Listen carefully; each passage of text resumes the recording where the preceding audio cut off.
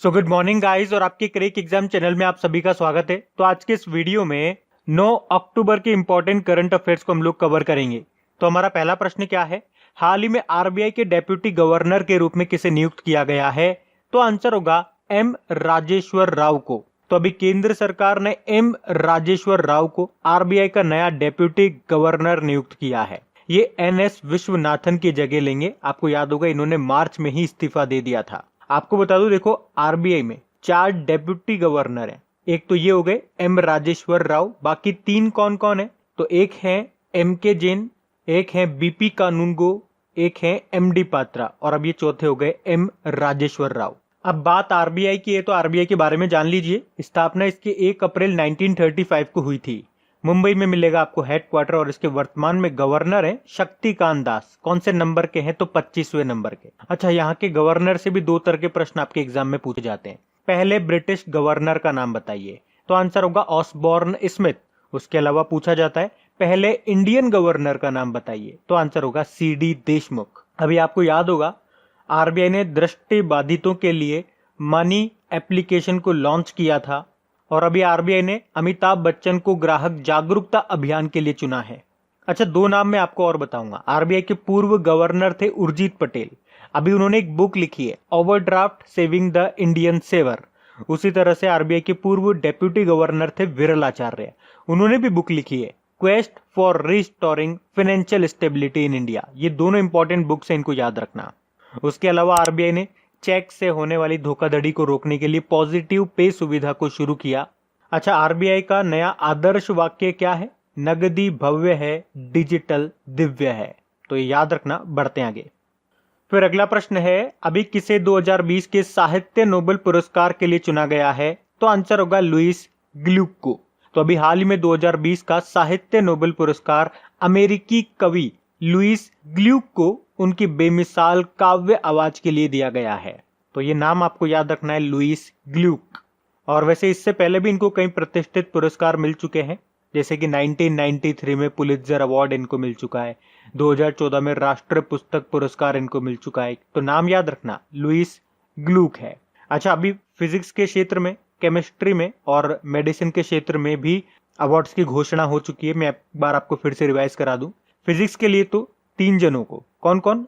Roger Penrose, Reinhard गेंजल और Andrea घेस को। Chemistry में इमैनुअल चार्पियर और जेनिफर ए डोडना और मेडिसिन में हार्वी ऑल्टर, माइकल ह्यूटन और चार्ल्स राइस को मिलेगा। तो ये नाम भी ध्यान रखना।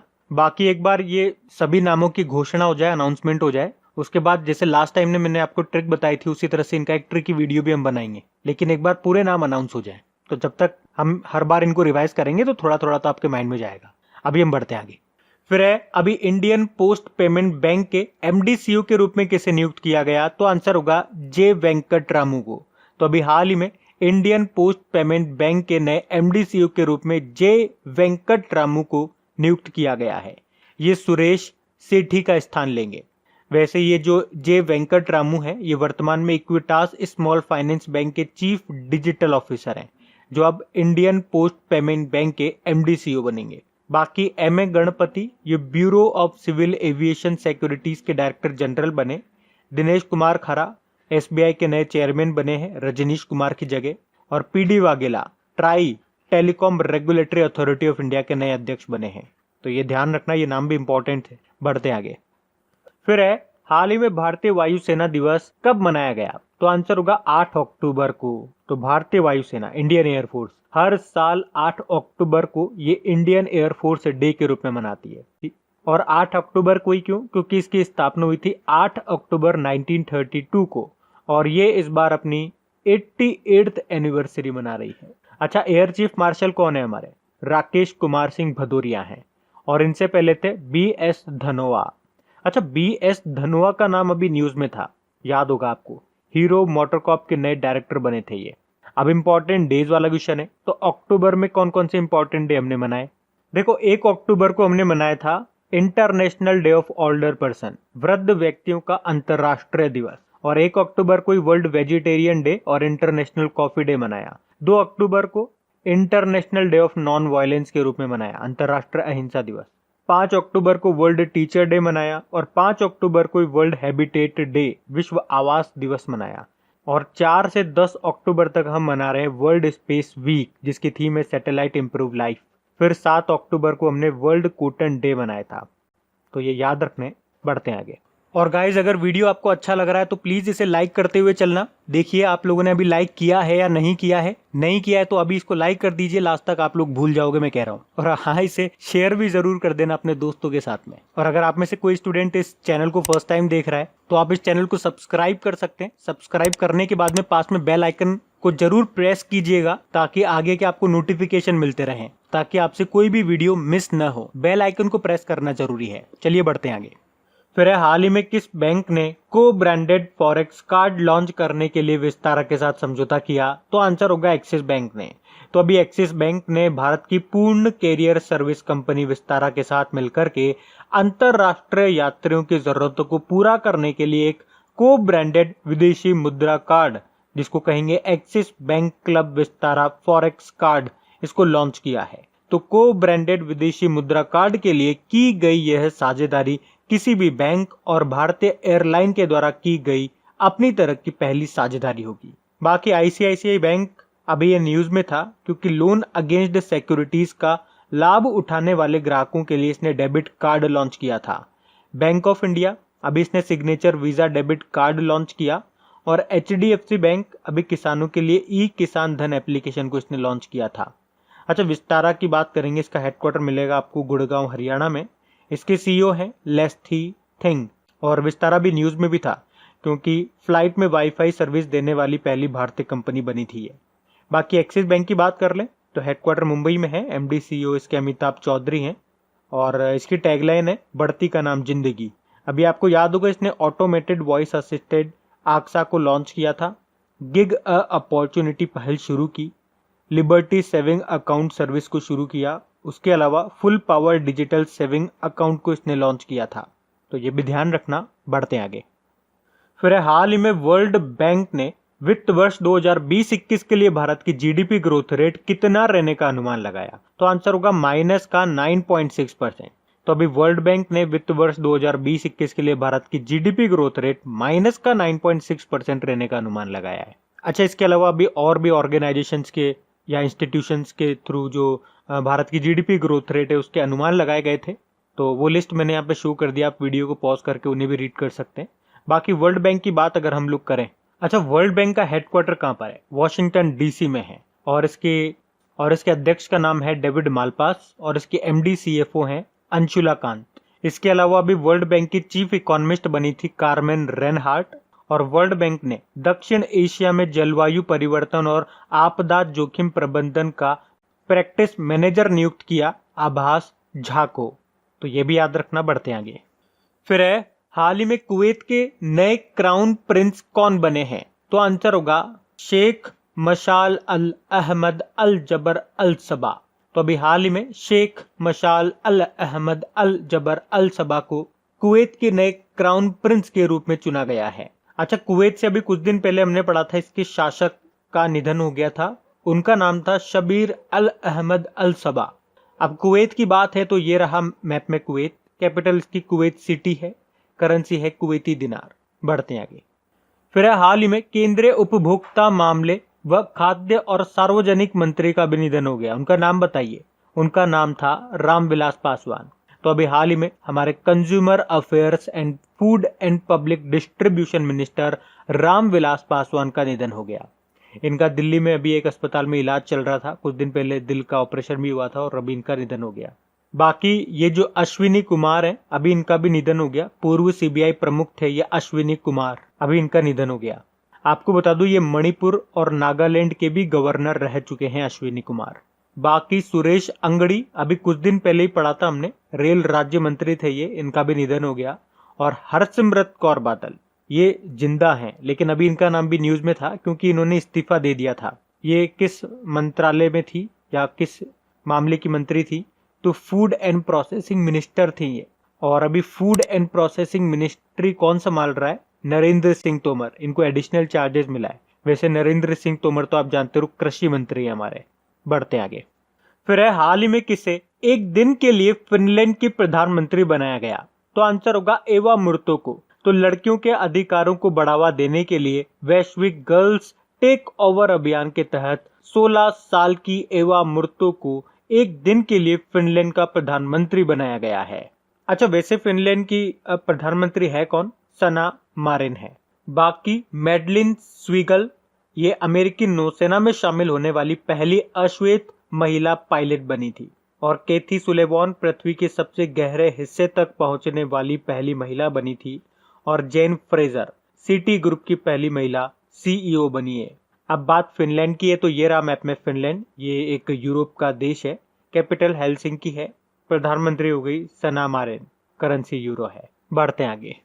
फिर है कौन सा राज्य मास्क की कीमतों को नियंत्रित करने वाला पहला राज्य बन गया? तो आंसर होगा महाराष्ट्र। तो अभी महाराष्ट्र में मास्क और सैनिटाइजर की कीमत को नियंत्रित करने के लिए नियुक्त समिति ने राज्य सरकार को एक रिपोर्ट सौंपी है। तो सरकार की मंजूरी के बाद संशोधित दर पर मास्क बेचना अनिवार्य होगा। और इसके साथ ही महाराष्ट्र मास्क की कीमतों में भी कटौती करने वाला पहला राज्य बन जाएगा। अब बात महाराष्ट्र की है तो ये रहा मैप में महाराष्ट्र। तो महाराष्ट्र की कैपिटल मुंबई है। मुख्यमंत्री उद्धव ठाकरे और गवर्नर है भगत सिंह कोश्यारी, जिनके पास एडिशनल चार्जेस है गोवा के गवर्नर का। और बॉम्बे हाईकोर्ट के नए चीफ जस्टिस बने थे दीपांकर दत्त। अभी आपको याद होगा महाराष्ट्र की सरकार ने वर्ष 2020-21 के लिए उषा मंगेशकर को लता मंगेशकर पुरस्कार के लिए चुना है। और महाराष्ट्र सरकार ने किसानों के लिए ई पीक पिहानी मोबाइल एप्लीकेशन को भी लॉन्च किया और मेरा परिवार मेरी जिम्मेदारी अभियान भी शुरू किया था। उसी तरह से आपको याद होगा ट्रैफिक सिग्नल पर महिला की आकृति लगाने वाला भारत का पहला शहर बना था मुंबई। और बिजली लाइनों और ट्रांसमिशन टावरों का निरीक्षण करने के लिए ड्रोन को यूज करने वाला पहला राज्य भी आपका यही बना महाराष्ट्र। उसके अलावा अभी महाराष्ट्र सरकार ने राज्य में निवेश को आकर्षित करने के लिए महापरवाना योजना शुरू की थी। और महा से आपको याद होगा महारोजगार पोर्टल भी शुरू किया था महाराष्ट्र सरकार ने। उसके अलावा अगर और पॉइंट्स मैं आपको बताऊं तो अभी महाराष्ट्र सरकार ने अपने पर्यावरण मंत्रालय का नाम बदल के क्या कर दिया? पर्यावरण व जलवायु परिवर्तन विभाग। और अभी मर्सर के कॉस्ट ऑफ लिविंग सर्वे 2020 की रिपोर्ट आई थी, उसमें भारत में सबसे महंगा शहर रहा था आपका मुंबई, जो कि पूरे विश्व में 60वें नंबर पे था। टॉप पे तो हांगकांग था। उसके अलावा मुफ्त स्वास्थ्य बीमा प्रदान करने वाला पहला राज्य बना था महाराष्ट्र। अभी महाराष्ट्र सरकार ने ई संजीवनी ओपीडी ऑनलाइन सर्विस भी शुरू की थी, तो ये भी ध्यान रखना। बढ़ते हैं आगे। फिर हाल ही में किस बैंक ने बिजनेस मेंटरिंग प्रोग्राम एमएसएमई प्रेरणा को लॉन्च किया है? तो आंसर होगा इंडियन बैंक ने। तो अभी हमारी जो फाइनेंस मिनिस्टर है निर्मला सीतारमण जी, उन्होंने इंडियन बैंक द्वारा एमएसएमईज के लिए एक ऑनलाइन बिजनेस मेंटरिंग प्रोग्राम को लॉन्च किया है जिसका नाम है एमएसएमई प्रेरणा। और इस प्रोग्राम को स्थानीय भाषाओं में उपलब्ध कराया जाएगा, जिसका मेन उद्देश्य होगा कौशल विकास और क्षमता निर्माण कार्यशालाओं के माध्यम से उद्यमियों को सशक्त बनाना। अच्छा, बैंक ऑफ बड़ौदा भी न्यूज में क्यों था? क्योंकि इंडियन बैंकिंग एसोसिएशन के द्वारा जारी ईज 2.0 इंडेक्स में टॉप पे रहा था ये। उसी तरह से कोटक महिंद्रा बैंक अभी कोना कोना उम्मीद कैंपेन इसने लॉन्च किया था। और यस बैंक युवा पे नाम से डिजिटल वॉलेट इसने लॉन्च किया था। बाकी इंडियन बैंक की बात कर ले। अच्छा, इंडियन बैंक से सबसे इंपॉर्टेंट पॉइंट आपको बताया ना, 10 पब्लिक सेक्टर बैंक को मर्ज करके 4 में कर दिया गया था। तो इंडियन बैंक में किस बैंक को मर्ज किया था? तो याद रखना इलाहाबाद बैंक को। एमडी सीईओ इसके हैं पद्मजा चुंदुरु और इसकी टैगलाइन है योर ऑन बैंक। बढ़ते आगे। फिर हाल ही में कोविड-19 उचित व्यवहार के लिए किसने जन आंदोलन शुरू किया? तो आंसर होगा प्रधानमंत्री नरेंद्र मोदी ने। तो अभी प्रधानमंत्री नरेंद्र मोदी जी ने कोविड-19 महामारी के रोकथाम के लिए जन आंदोलन अभियान शुरू किया है। तो आने वाले त्योहारों और सर्दियों के मौसम के साथ साथ अर्थव्यवस्था के फिर से शुरू होने के मद्देनजर ये अभियान शुरू किया गया है। और उन्होंने लोगों से हमेशा मास्क पहनने और हाथ धोने और सोशल डिस्टेंसिंग बनाए रखने का आग्रह भी किया है। तो अब बात करेंगे कल के वीडियो में पूछे गए प्रश्न के उत्तर की। तो कल के वीडियो में आपसे पूछा गया था भी किस राज्य की मशहूर मिर्च डले खुर्सनी को जीआई टैग मिला? तो आंसर होगा सिक्किम। आप सभी ने प्रश्न का बिल्कुल सही उत्तर दिया है। और गाइज, अगर वीडियो को अभी तक आपने लाइक नहीं किया है, इसे लाइक करना भूल गए। और वीडियो अगर अच्छा लगा है तो एक लाइक जरूर कीजिएगा और इस वीडियो के लिंक को अपने दोस्तों के साथ में एक बार शेयर जरूर कर देना प्लीज। तो गाइज, इन सभी क्वेश्चंस का क्विज बना करके मैंने एप्लीकेशन पे अपलोड कर दिया है। तो अगर आपने वीडियो बिल्कुल ध्यान से देख लिया है तो वहां जाइए और इन सभी क्वेश्चंस का आप प्रैक्टिस लगा लीजिए ताकि ये सारे क्वेश्चंस आपको अच्छी तरीके से याद हो जाए। और जो नए स्टूडेंट इसे पहली बार देख रहे हैं, आपको बता दूं कि क्विज में अब रैंकिंग फीचर भी ऐड हो चुका है। तो अगर आप कम समय में ज्यादा से ज्यादा क्वेश्चन राइट करते हो तो आपका नाम आपके फोटो के साथ टॉप 10 स्टूडेंट्स में आपको दिखाई देगा। आपको ही नहीं, जितने भी लोग क्विज लगाएंगे उन सबको दिखाई देगा कुछ इस तरीके से, ताकि आपको भी एक अंदर से मोटिवेशन मिल सके कि आपको भी यहां तक पहुंचना है, ताकि सब लोग आपको टॉप 10 में देख सकें। और वैसे भी आप तो आपके इन करंट अफेयर्स का रिवीजन करवाने के लिए मैं इसका ऑडियो भी तैयार कर रहा हूं। तो दिन में 4 से 5 मिनट निकाल करके वो आप ऑडियो सुन लीजिए, ताकि आपका इन करंट अफेयर्स का फिर से रिवीजन हो जाए। क्योंकि आपको पता है चीजों को पढ़ना इंपॉर्टेंट है, लेकिन समय समय पर उनका रिवीजन करना बहुत ज्यादा जरूरी है।